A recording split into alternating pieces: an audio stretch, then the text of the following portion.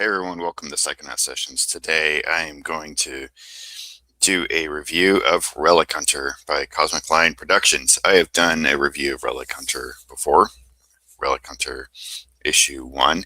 This is a more magazine size format sort of book that has been put out by Cosmic Lion. I really love this. It's by Adam Lemnah as well as Manny Gomez.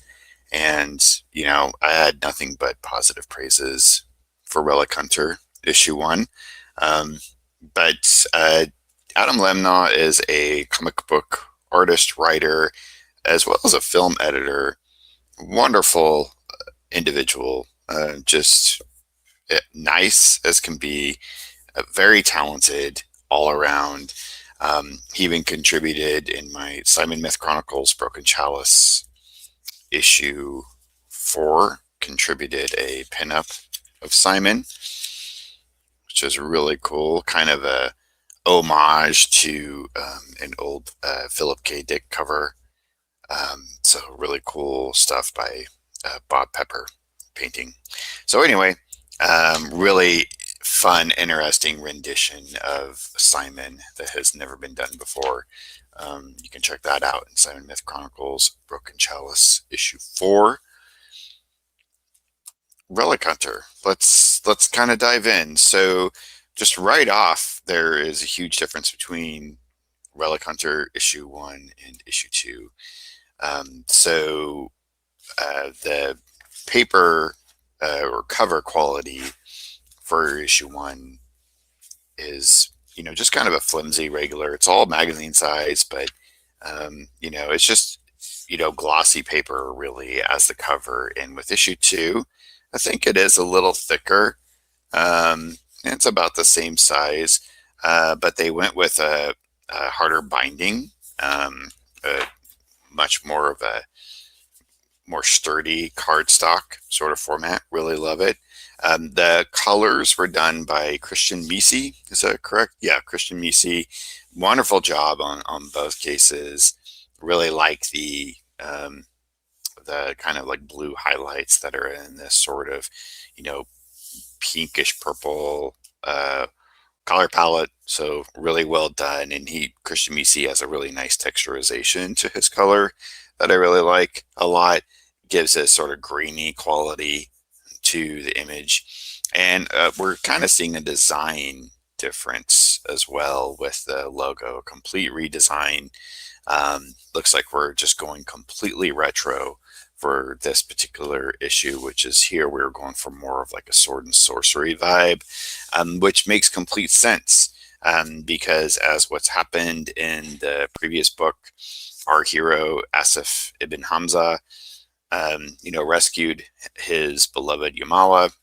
He vanquished the evil Templars, but then he got ripped through a portal that was opened by Adui,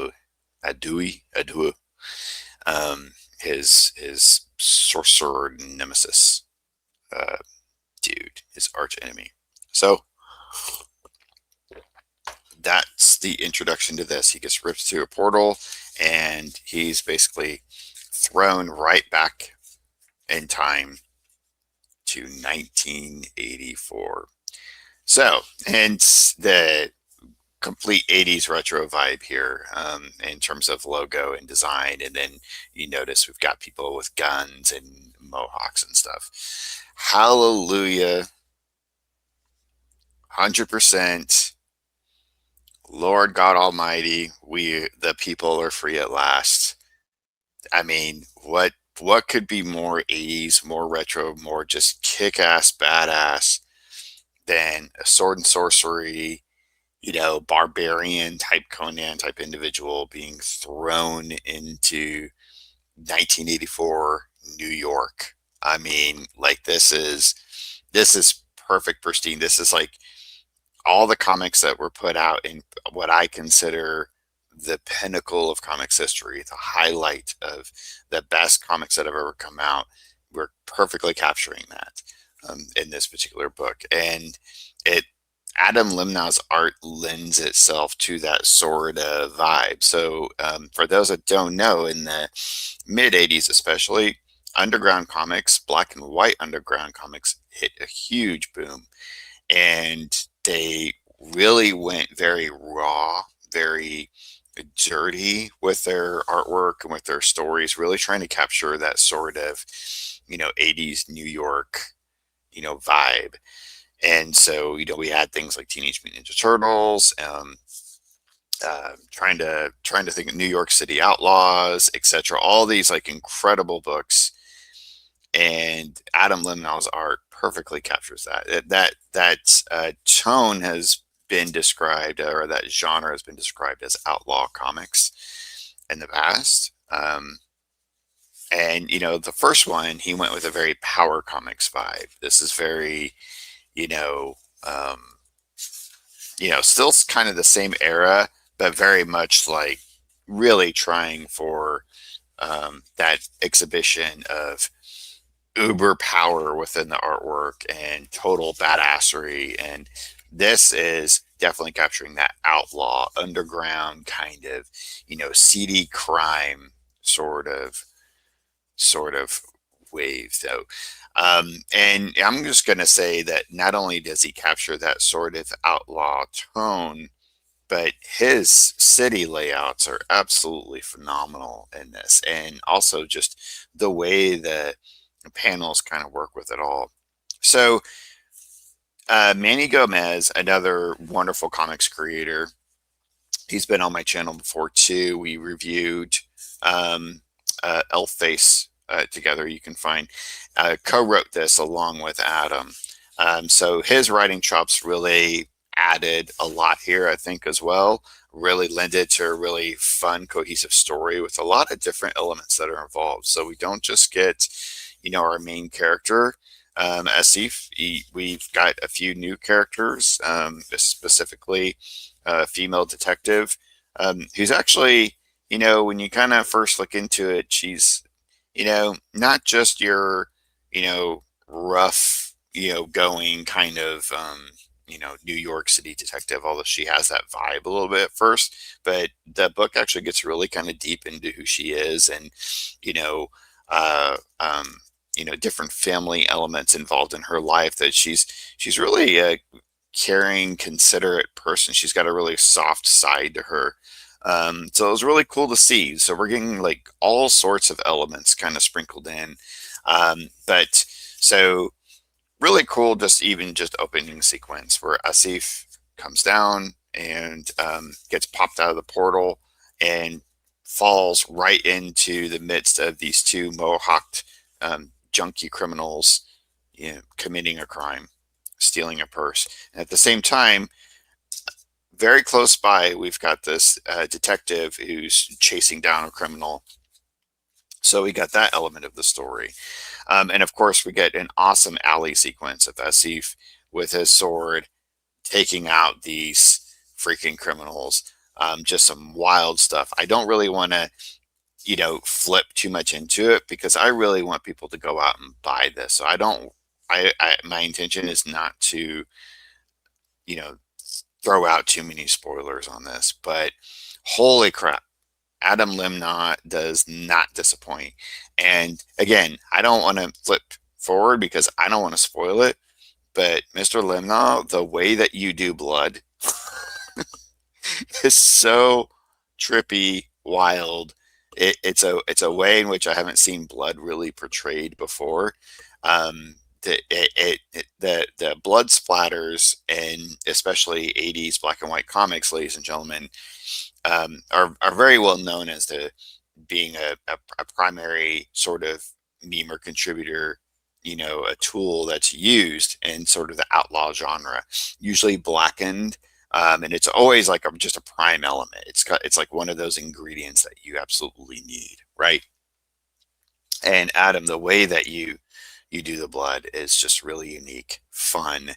The blood splatter is almost like a Rorschach test that I just kind of lost myself in. So, 100%, man, just really loved this work. And again, just he really upped the ante on the way backgrounds were done, the cityscapes, the just the wonderful way in which, I mean, even just the way that this is laid out, it almost looked like it was like three different panels at first, but it's really not. So the artwork has this sort of kind of illusory quality to it in many cases, and that's something that I really love about Adam's work. Um, it might at first flipping through seem, I don't mean this in a bad way, but just, because my artwork is kind of simple, I think, but seems kind of simple. But then when you really start digging in, it's like, oh man, like this is some wild stuff. Like your eyes just get really pulled through it. So, and he spent a lot of time working on issue 2, and it really paid off. I really loved where the story was going. We got some hardcore gore supernatural elements, so trigger warnings for anybody want to get it. But again, think of those, even just 80s movies. A lot of the 80s movies back then, like Manny Gomez, his favorite movie is RoboCop. So think of that level of kind of like, cyberpunk gore sort of stuff. Think of a lot of the detective movies in the 80s. One movie that came to mind for me that it really had that kind of vibe was Cobra with Sylvester Stallone. Had a similar sort of vibe. I was really interested in the back matter and the reliquary. Um, Adam mentioned Jodorowsky as a major influence, and I was like, huh, okay. That he listened to a lot of Black Sabbath and Megadeth, things like that, while doing the artwork. You can totally feel it. This issue is 100% rock and roll. There's no way you can fall asleep reading Relic Hunter, and that's what we need. We need comics that have a rock and roll quality to them. One of the things to highlight through this book are the numerous pinups splayed without. Right here, we're already seeing the inside front cover by Ian Cinco. Ian's work is just mind-boggling, and that this is an amazing pinup, of course. So a wonderful job. I will flip through a couple of the pinups um, because I think it's kind of worth pointing them out. So we got Austin Eckert, Casper Schumann's, really cool stuff. Craig Kimball, and then Daniel Muller. So yeah, I have a pinup. I loved Relic Hunter so much, I had to contribute a pinup. I messaged him right away and I said, please let me be a part of this, Adam.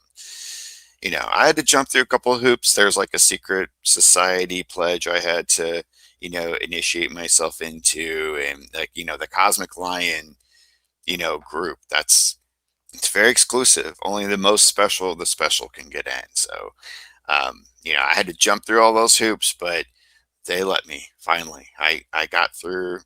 I got through the initiation, and I'm really proud of this pinup. Actually, I had a lot of fun doing it.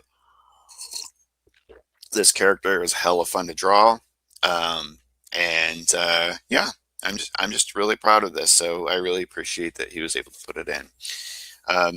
Kevin Delgado, Keith Finch, Morgan Herron, Milo Trent. I mean, all these people are complete stars in the indie comics genre.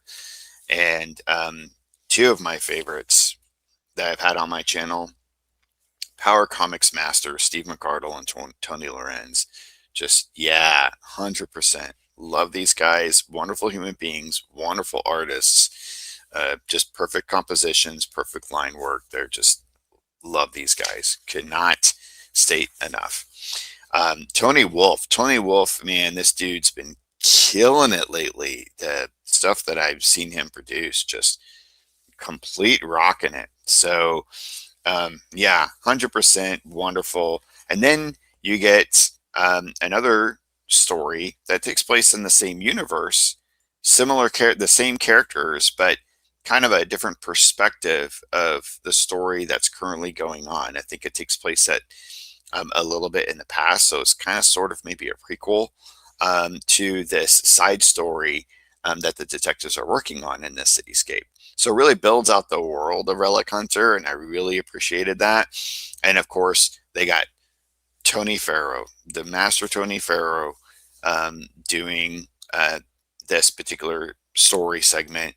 And if ever anybody could capture that sort of early Teenage Mutant Ninja Turtles black and white vibe, that's Tony Farrow. I mean, holy shit.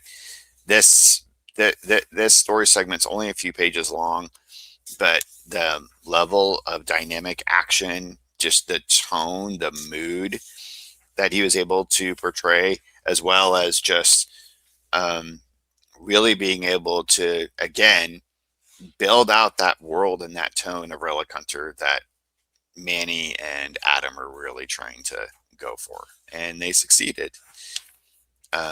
And I didn't see the credits for who did the back. I think this is Chris Anderson, right? And if it's not, I apologize to whoever it is, but I don't see a signature and I didn't see credits lined up. But really, really cool cover. And maybe it is Christian Misi, because the coloring tone kind of fits. But yeah, I didn't see credits for that. So that was the only thing I was like, no, I really want to know who that is. But yeah, 100%. There's nothing negative I can say about this. It's everything that I want in an indie comic. The thing I makes me disappointed about some indie comics is somebody makes something cool and they don't continue it. And we are getting a continuation, and this ends in such a way that, oh yeah, Adam and Manny are going to finish this. So I'm so excited. I can't wait to continue this particular collection. It's one of my favorite comics that I'm collecting out there of any kind of series. Another shout out, they actually received some editing props from Shelley Bond, like the legendary Shelley Bond. So that was really cool. And you can really see that. I mean, again, this first issue is amazing. It's got that feel of like a one-man shop. For the most part, there is like story segments in here from other creators, but that initial story feels like this is Adam by himself, really going at it.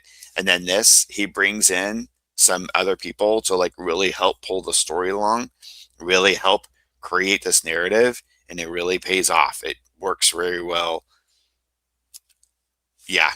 So thank you, Adam. Thank you, Manny, Tony Farrow, Shelley, Eli Schwab, the publisher of Cosmic Lion, the Cosmic Lion himself.